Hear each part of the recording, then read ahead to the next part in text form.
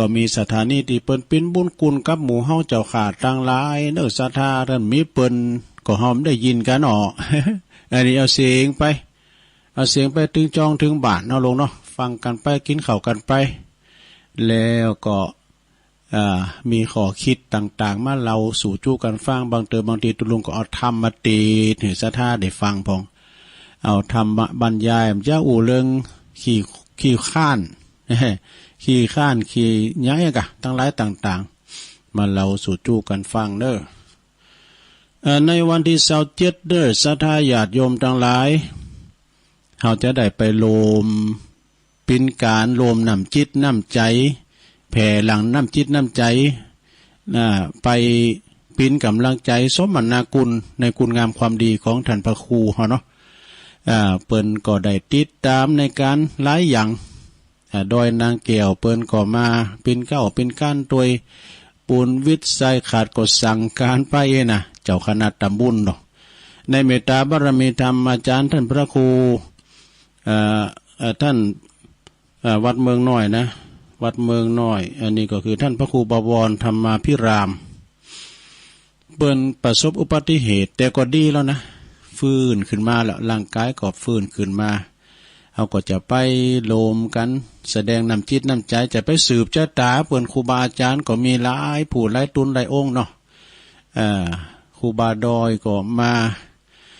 สายตั้งเฮานี่ก็จะมีท่านพระครูอภิวัฒนวิกรมนี่เป็นเก้าเป็นกันไปกันนะครูบาอาจารย์หลายตุนแล้วก็ตั้งคณะญาติธรรมจุดคืนสีขาวเฮาตัวเนาะไปกันไป26นี่ก็ไปกันแล้วบางตุนก็ไปนอนบางตุนก็ไม่ได้ไปนอนนะเนาะวันที่27เฮาก็ไปทำพิธีในการอันเป็นมังกรเป็นมงคลสื่อโพราชตาอาจารย์ท่านพระครูอยู่เย็นเป็นสุขอายุหมันควันยืนเนาะอันนี้ก็27เนอะสดาพี่น้องตั้ง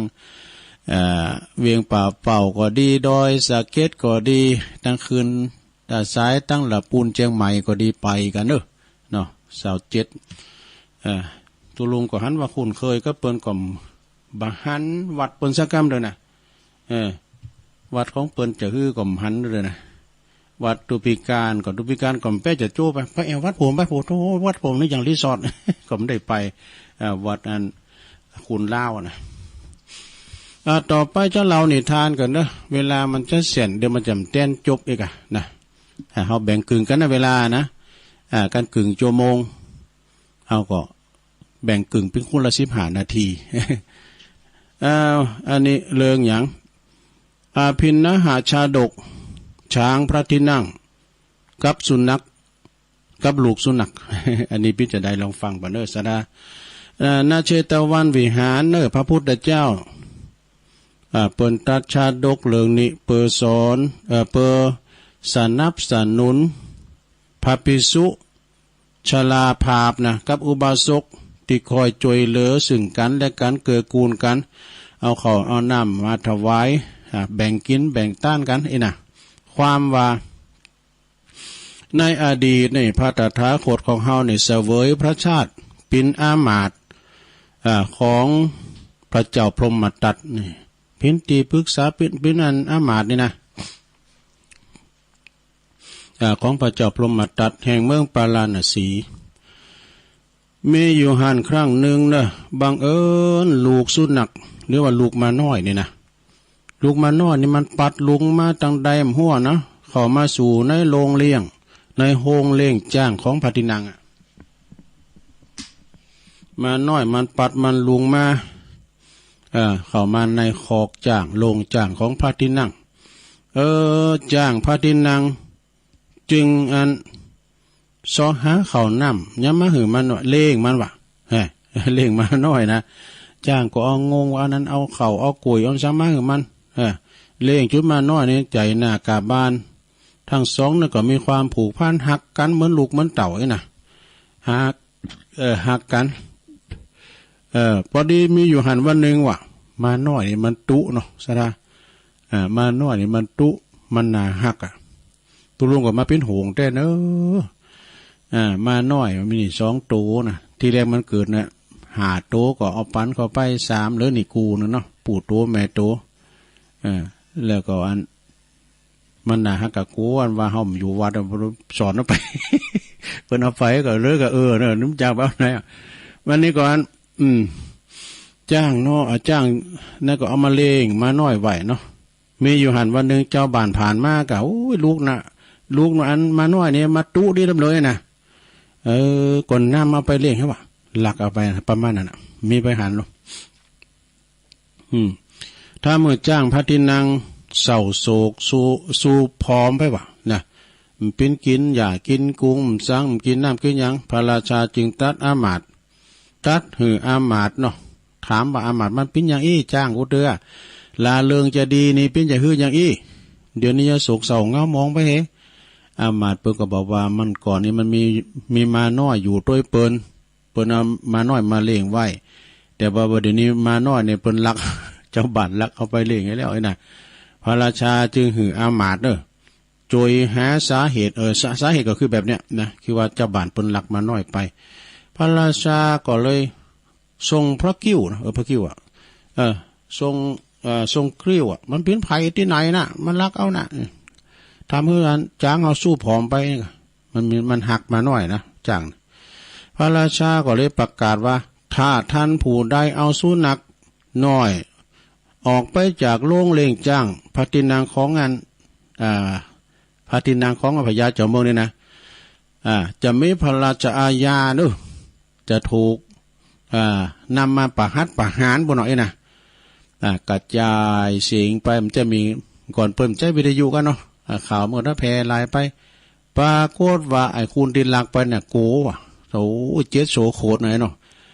พญากษัตริย์ตรัสแล้วบ่คืนกำเนี่ยลุยไล่มาลักเอามาน้อยมาปล่อยเข้ามาปล่อยที่โฮงจ้างฮะโฮงจ้างพระทินางนะเมื่อว่าโฮงจ้างจ้างพระทินางหันมาน้อยก็เลยดีใจนะเอางงเขาโอบเขากอดว่ะนะมันมีความผูกพันกันซะนะมีความผูกพันกันต่อมานี่จ้างต้นนั้นจ้างพระทินางก็เลยกินหยังมาตุยมาว่ะดังเดิมนี่เรื่องนี้มันก็ว่าในการละต่อมาสุนัขนั้นก็คืออุบาสกในการละบัดนี่แหละและส่วนพญาจ้างพระทินางนั่นก็คือพระภิกษุชาลาภาพเนี่ยที่เป็นเกิดกูลกันนะและพระราชานั่นก็คือพระอานนท์ส่วนว่าอามาตย์นั้นก็ได้แก่องค์พระตถาคตนั่นเองนี่เรื่องนี้เป็นข้อคิดเป็นว่าคุณเฮาต้องอยู่ด้วยกันในต้องเกื้อกูลซึ่งกันและกันเฟื้อเผื่อแผ่ซึ่งกันและกันลงเนี่ยอย่างจ้างกับหมาเนี่ยดูมันใจพันเดียวมันใจสัตว์เดียวกันแต่นะมันก็ยังมีความผูกพันก่อนนะอันนี้เป็นเรื่องจริงนะซะนะตัวลุงเคยฟังข่าวนะมีจ้างมันจะจ้างมีลิงกับห่านว่ะมาอยู่กับคุณอันเจ้าบ้านนั่นก็เป็นปดใจนะอยู่คนเดียวแล้วก็คืนนั้นเลี้ยงห่านไว้เลี้ยงลิงไว้เนาะแล้วห่านในลูกในมาว่ะเป็นลูกในมาแล้วมาอยู่เป็นกูลิงว่ะมันก็เลี้ยงไว้นะเลี้ยงไว้แล้วก็ปดใจเนี่ยก็ไปแยกการทำงานต่างออกบ้านออกจ้องไปไฟใหม่เฮิร์นว่ะซะนะแล้วมันคือว่ามัดลิงอันไว้ตีเฮิร์นแล้วก็อาหารนี่ครับมัดไฟใหม่เฮิร์นแล้วก็หารนี่ก็โทรหกไปแวดไปมาบอกหกว่ะหารหกก็มีหารแล้วก็เลยไปบินมามันได้จุยก็ไม่ได้ไฟก็เลยใหม่คอกอันลิงนั้นตายไปเพราะนั้นมันปีกมาเฮิร์นก็เศร้าอกเศร้าใจเฮิร์นก็ถูกไฟใหม่ลิงก็มาตายว่ะแล้วก็อันเหลือกอาหารว่ะแล้วอันนี้สมาเดี๋ยวมันจะว่านะแล้วมันคือว่าเอาบันทึกทีมันโปรโตมันจะมาจุยมูเนาะขึ้นมาถูก มันก็ได้เราหูเมื่อเนาะอันนั้นเนาะเอาอันบันทึกทีตัวเก่า ไฟใหม่แล้วขึ้นได้ไหมกะอีดูอันนี้ก็จบไปศรัทธาญาติโยมทั้งหลายทำงานหนึ่งก็ในวันที่25พวกเนี่ยเด้อศรัทธาที่วัดสันเหมิงตำบลหนองหล่องอำเภอเวียงหนองหล่องในบารมีธรรมอาจารย์พระอาจารย์เน้นหลักปัญโยนันต์ เปิ้นกับศรัทธานี่เปิ้นแปลงห้องน้ำก็แปลงกุฏิห้องกุฏิรับรองกุฏิห้องโลงเปิ้นก็แปลงแล้วก็เสนาสนะต่างๆเปิ้นยังไม่ได้ตานเด้อเนาะเปิ้นจะต้านวันพุกเนี่ยเด้อวันติดวันที่25นี่นะที่วัดสันเมืองเด้อศรัทธาตั้งหมูหิมกิมไก่หรือว่าไผมีตีหูจักพระอาจารย์เน้นหลักเคารพนับถือก็ไปกินไปตานกันเด้อวันพุกนี้เปิ้นก็จะได้ถวายเสนาสนะไว้กับวัดกาว่ากันต่อไปแล้วก็วันที่25เหมือนกันวันพุกนี่นะเปิ้นจะเข้ากำกันหลายวัดเด้อก็จะมีวัดหยังพองพวกนี้ก็จะไปเข้ากำตุลุงก็จำเป็นต้องไปมันในตำบลเดียวกันนะที่วัดพระอาจารย์สมหวังพระครูกัลยาณปราโมทย์วัดม่อนห้วยแก้วจะเริ่มวันที่25ถึง30เด้อศรัทธาใครจะไปสะเข้ากำตอนเจ้าเมื่อค่ำยามคืนก็ไปฟังเทศน์ฟังธรรมกันกลางวีกลางวันพระจะตั้นทำกล่อมทำย้อยก็เจิญเด้อศรัทธาเนาะวัดม่อนห้วยแก้วก็เข้าตีจังกิโลหั่นน่ะไปทางอบต.อยู่ตั้งหลังที่ทำการอบต.ดอยหล่อเนี่ยนะเข้าง่ายถ้าเข้าไปสักกิโลก็ถึงนะวัดเปิ้นกว้างวัดเปิ้นใหญ่ซะท่าเด้อไปพอตุนไม้ตุนตอกเปิ้นพลิกจากตีดินปิ้นลูกลังนะอาจารย์สมหวังเนี่ยเอาเปิ้นมีความผูกพันเปิ้นจบเกษตรมาเนาะเปิ้นก็เอาเก่าไม้เก่าตอกมาปลูกบัวต้นลุมลืนใช่นะมีน้ำมีช้างไปพอป่าในตัวมอกอะละอ่อนเนี่ยเปิ้นเอาปลามาเลี้ยงแล้วมีศาลาไปจะเอาอาหารให้ปลาก็ได้เองนะเปิ้นจะเข้ากำพุกเนอะหลายวัดเนอะที่ได้เข้ากำนะวันเดียวกันออกวันเดียวกันเนี่ยวัดสลีจุมโพธารามฝั่งตั้งหลับปูนเนาะตำบลบั่นเลินอำเภอป่าซางก็จะเข้าวันพุกเนอะออกวันเดียวกัน30เหมือนกันเข้า25ออก30นะฝั่งหลับปูนฝั่งหลับปูนเหมือนกันบ้านหงปุ้นวัดทุ่งโป่งตำบลเหล่ายาวเนาะอำเภอบ้านหงก็จะเข้าพุกเหมือนกันซะนะเข้าวันพุกก็คือว่าเปิ้นจะเข้าตีวัดนี่เปิ้นติดกับป่าจ้าเปิ้นมีศาลาโอ้ขอทาถ้าว่าเปิ้นมีการไม่งานการศพงานสักเปิ้นมาตั้งได้หั่นนะตุเจ้าก็บ่ต้องเที่ยวไปไกลศาลาก็สบายอยู่กันศาลาหั่นน่ะเนาะมันเจ้าว่าปิตินากูมหยังเมนก็มีหั่นน่ะเอกเปิ้นแปลงไว้แต่หึงมื้อเนาะฉะนั้นก็เชิญกันเด้อไปสะเข้ากำกันเนี่ย3วันเนี่ยตรงกันเพราะจริงแล้วมีหลายตีเนาะเดี๋ยวนี้เปิ้นฟื้นฟูมีงานเข้ากำกันปาเวณีก้าจะร้องก้านี่ดุงหลงก็จะมีปล่อยหลงแต่วัดต่างๆตุลุงก็ประกาศตอนเจ้าเมื่อเจ้าในสุมาเด้อเด้อเน็ตลุ่มเด้อได้ออกสกรรมกิจกรรมมีสกรรมจะเตทำวันเกิดเปิ้นก็ไม่ได้เตสกรรมนี่เอาไว้เตือนหน้าเด้อสถาพี่น้องทางดอยสะเก็ดเนาะตังป่าค่าตำบุญเชิงดอยเปิ่นมาทำบุญกับหลวงพ่อแล้วเปิ้นก็เป็นวันเกิดเปิ้นนี่กะเอาไว้เตือนหน้าเนี่ยขอโทษเด้อมันจะว่าเสียสัจจะนะพอวันเน็ตมันหลุ่มนี่คือก็มันจางเยะได้ก็เลี้ยวไปเอ๊ะกะศรัทธาเอาไว้เตือนหน้าเด้อพี่น้องดอยสะเก็ดเอาไว้วันพัดหน้าพุ่นไปเนาะสิ่งที่ไม่แน่นอนสิ่งที่มันแน่นอนก็คือสิ่งที่ไม่แน่นอนอย่างเปิ้นว่าน่ะได้อาจารย์เปิ้นว่าแต่วันนี้มีปัญหาอันนี้ก็จะตักต่างลายวัดมณฑาทิพย์51น่ะแม่อุ้ยน้องตัวเน้อไหวสาฟังอยู่เจ้าโยมการดาศรีเนตรก็ฟังอยู่หางดงชัดเจนดีเนี่ยแม่มนฤดีอันนี้เป็นอยู่พุทธนิมิตเนาะไหวสาเจ้าตุลุงฟังอยู่เน้อตื่นมาก็ได้ฟังเหอะอันนี้มันฟังแรงเนาะแม่ศรีธรนี่เป็นอยู่หนองบัวชัยปราการแม่จันสมแม่ยายบุญวงดีพระเจ้าเลื่อมเหมือนกันเนาะชมรมสกายเดี๋ยวฟังโทรมาตักตั้งลายเพิ่นก่อนชมรมสกาย78โดยกลุ่มคลื่นสีขาว139เนี่ยทำใจทำไหวสานะครับเด้อผู้ที่ทำคนเดิมไหวสาท่านรองเจ้าคณะอำเภอลีแล้วก็โยมยุพินหอมมาลาปีน้อยฟังอยู่ปุ้นแม่โยกเนาะตั้งแม่โยกในเมืองกลุ่มเทพารักเพื่อนพ้องน้องพี่ว2ว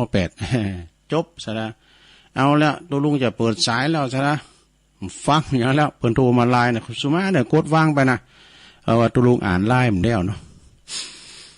จะโทรมาก็โทรมาได้เลยนะลงเนอ0899556506เบอร์เก่าเบอร์เดิมเนอโทรกันให้กำลังใจกันเข้ามาเนอวันพรุ่งนี้เป็นวันติดตอนเจ้าก็ฟังอาจารย์พระครูวรธรรมนาถเปิดก็จะมาเข้ารายการหลังจากห่างเหินไปหลายติดแล้วกันเนาะเพราะว่าเข้ากรรมเข้ากรรมปริวัติกรรมวัดมอนฤาษีเจริญปอนโยมไอ้สาธุลุงเจ้าฟังอยู่เลยอันนี้แม่เรือนแสนตอเนาะจ้าฟังชัดเจนเลยนะแม่เรือนมาใครดังไงฮะมาใครได้ยินเสียงตุลุงดิยังไงฮะตุลุงก็เอาปากติดไม้กันติดไม้มันปากไม่ออกนะเพราะตุลุงมักไม้หรือไหมไม่ได้ยินทีอะไม่ได้ยินทีเลยยินดีเนอะแม่เรือนเนอะตุลุงก็ตุลุงก็เปิดจะดังแล้วตุลุงเปิดจุดตึกเลยมันยังอ่านฮะมันไม่ขอบคุณยายเนอะจะสัตว์โตเป็นว่าเสียงไม้มันดังก่อยทำแล้วเจริญปอนครับไว้สาครับตุลุงนานโอ้ปอบุญธรรมก็หายไปหมดเนี่ยขี้ดีๆก็มีอยู่เนอะขี้ปากขมแหละนั่นน่ะเน็ตก็มันแล้วบดโอ้แต่นะไปว่าดีกูยังก็ไม่ใจนะเนาะแม่น่ะขี้ปากขมนี่เน็ตแต่ครับลำตัวมักอีกกำลังใจเนอะไว้สาครับโอ้ขอบคุณปอบุญธรรมหลายๆเนอะครับผมปงน้องปุตโตสาธุปงน้องก็พวกเพียงป่าเป่าเจริญปอนเจ้าไหว้สาเจ้าจุลงเจ้าอยู่ดังใดแม่ลาพรเพื่อนป่านิ้วยังป่าเป้าจังหวัดเชียงรายเวียงป่างิ้วเนาะเจ้าป่างิ้วเวียงป่าเป่าชัดเจนดีเนาะแม่เนาะเจ้าแม่ลาพรนะเจ้าชัดเจนดีเนาะป่างิ้วเวียงป่าเป่าชัดเจนดีแล้วก็ขอบคุณนะแม่เนอบุญรักษากำจูวันนี้ก็จบรายการตุลุงก็ฟังท่านพระครูปริยัติรัตนโชตินะอาจารย์มหาเสาแก้วต่อจากตุลุงเนี่ยเด้อเจริญปอนเจ้าตุลุงเย็นนี่นะ98.5นะเจ้าแม่สายทองเนาะหุยกาตุลุงอยู่เจ้า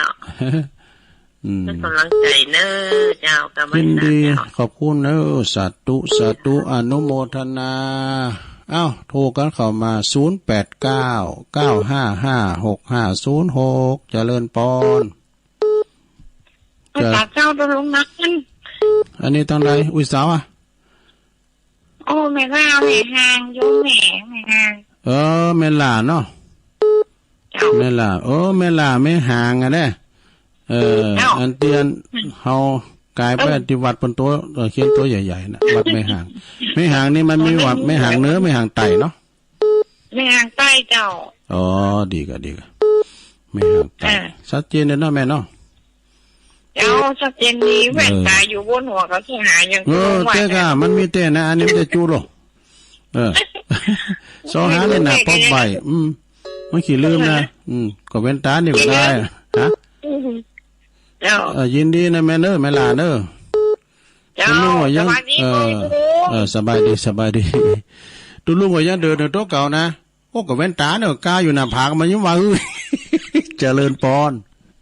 โอ้ยสาตุลุงฟังกับเจ้าเด้ออันนี้ต้องได้แม่คนทำโบก้างเจ้าอันนี้เปิดออนไลน์ไปน้ำปูนได้เจ้า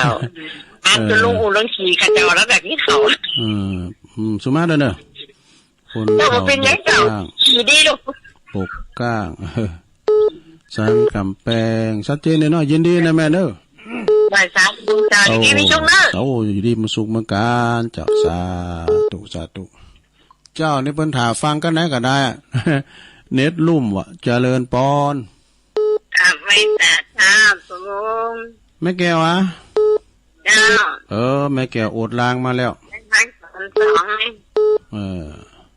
ตอนหนึ่งงานกันทหารลูกยาวมาไปปีนหยังก่อนฟังตอนได้ก็ได้เนาะเดี๋ยวก็จะพังตุลุงตอนไหนตอนนั้นนี่นะโอ้วันนี้ยังดีกะปดโต๊ะเติม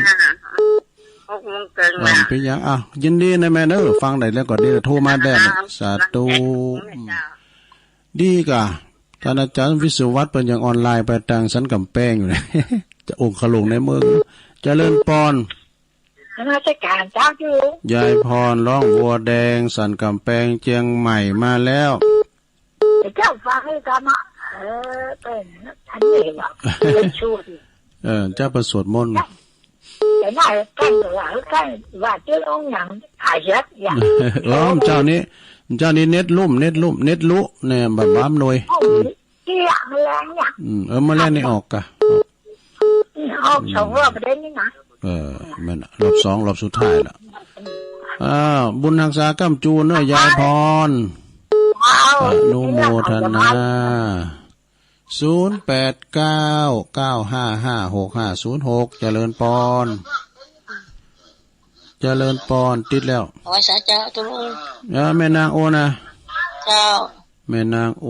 นมาแล้วกำลังใจเนอะตุลุงแม่นางโอนนี่ร้องกองเข่าสันกำแพงก็ยินดีนะแม่เนอะ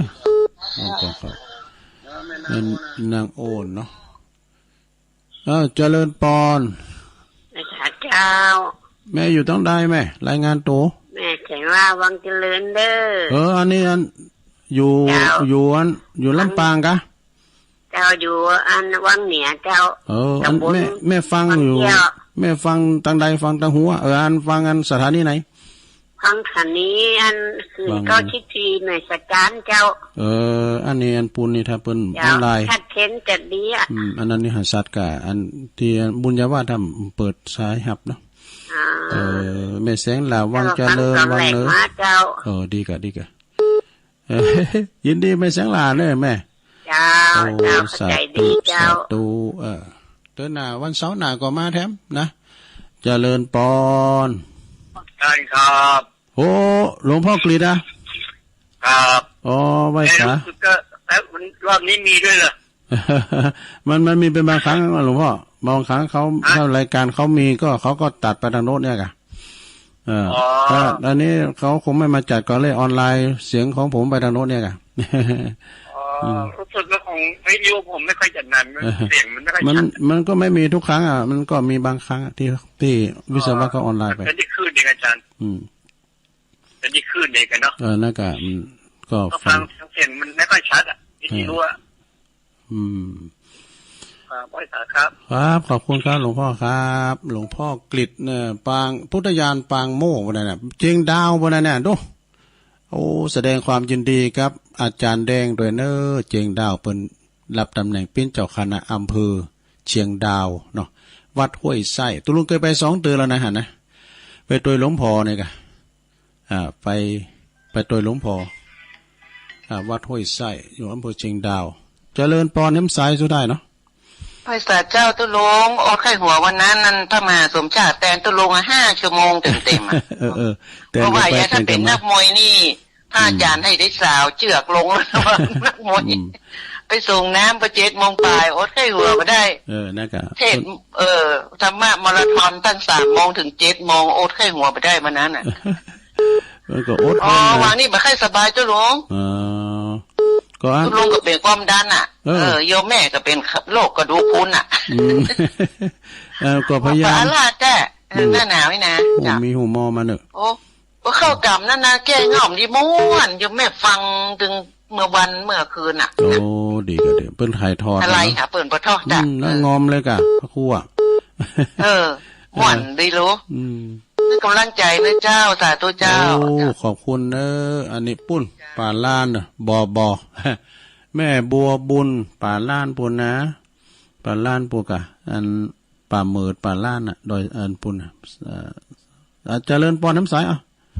เจ้ากับพระศาสเจ้าตุลุงแม่สุเกียรติศิลพรสิทธิบ้านห้องละปุนนะติดตามตุลุงอยู่นะเจ้าศิลาคนฟังกันนะกันหลายนะตุลุงนะ ขอบคุณแม่เด้อ กับไหว้ขากราบสาธุเจ้าจบเวลาตุลุงบดีสุมาเนอที่เปิ้นกดวางไปขอโทนสายได้13สายกับพอดีเนาะแม่เรือนแสนต่อเนอที่ปุ่นน่ะแล้วก็ป้อบุญธรรมสังคำฟั่นโป่งหนอง ขอบคุณป้อบุญธรรมเด้อแม่ลาพรป่าเงี้ยวเนาะแม่สายทองหอยการแม่ล่าแม่หางไต่นะคุณเฒ่าโบกก้าง สันกำแพงแม่แก้วโอดลางหน่อยยายพรล่องวัวแดงสันกำแพงเชียงใหม่แม่นางโอนล่องกองเขาสันกำแพงแม่แสงหล่าวังเจริญหลวงพ่อกฤษปางโม่นะพุทธอุทยานปางโม่เชียงดาวแม่บอบอบัวบุญเนี่ยป่าล้านบนนั้นเนี่ยป่าล้านนั้นสันทรายเนาะป่าล้านก็หิมป่าเมิดเพื่อนะแล้วก็แม่สุแก้วศิลาพรเนี่ยเวงน้องอันนี้พูดกะบ้านหุงกันเนาะโดยบ้านหุงมีอยู่13สายก็พอดีแล้วเนาะสดาเนาะโอ้ตุลุงก่อนนำรายการจากลาสดาไปก่อนเด้อเสาร์หน้าก็มาปากันใหม่ผิดพลาดประกันได้สุมาอาภัยตัวเด้อต่อไปก็ไปหมุนคืนไปไหนฟังอาจารย์ท่านพระครูปริยัติรัตนโชติอาจารย์มหาเสาแก้วนะต่อจากตุลุงในไปจุดีมีใจเหมือนกันจุคนจุตานเด้อจัตตาโลธรรมาวาทานติอายุวันโนสุขังปะลัง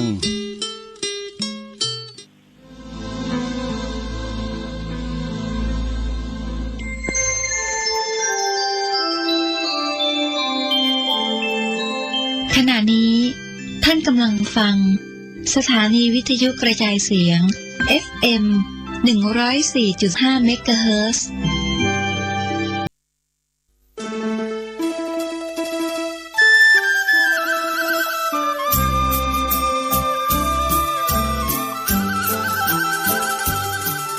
พิธีบำเพ็ญกุศลออกเมรุพระราชทานเพลิงศพพระครูสิริวิชยางกูลพระมหาจรูนสุกิตโตณเมรุชั่วคราววัดบ้านแพะตำบลบ้านเป้าอำเภอแม่แตงจังหวัดเชียงใหม่ขอเชิญญาติโยมและศิษยานุศิษย์ทุกท่านในวันที่25ถึง29มกราคมพุทธศักราช2566ติดต่อร่วมทำบุญได้ที่พระมหาธิวากรคัตติยสิริเจ้าอาวาสวัดบ้านแพะเบอร์โทรศัพท์0829711635ทางวัดยินดีที่ญาติโยมจะรับเป็นเจ้าภาพโรงทานและร่วมทำบุญทายทานจำนวน100ชุดละ 2,000 บาท